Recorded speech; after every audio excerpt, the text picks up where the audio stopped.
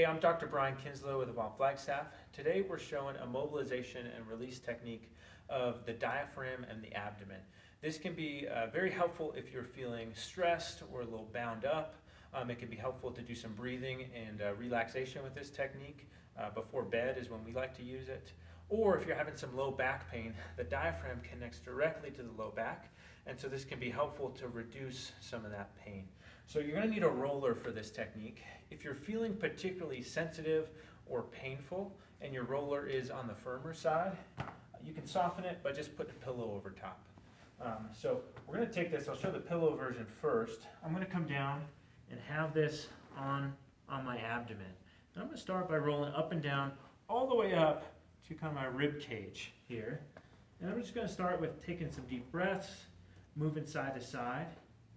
And I want to pay attention to what I'm feeling. A lot of people aren't really aware of their abdominal region, of their diaphragm, particularly not with pressure or myofascial or self-massage or release. And so I'm going to take some deep breaths in and out through the nose. And I want my exhales to be a little slower and more relaxed than my inhales. I want to release tension with each exhale.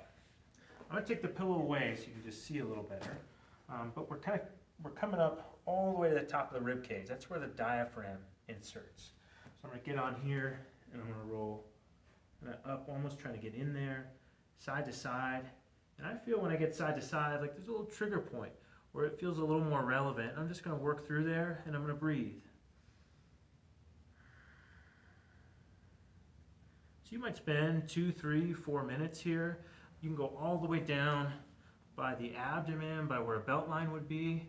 Just be careful. You don't want to go right on the pubic bone because that can be sensitive. But I'm going to work all the way through here, and right there I feel a little restriction, or it feels relevant for lack of a better term. And I'm just going to breathe here. I can take my arms and just relax my head and work through there. And I'm just shifting side to side.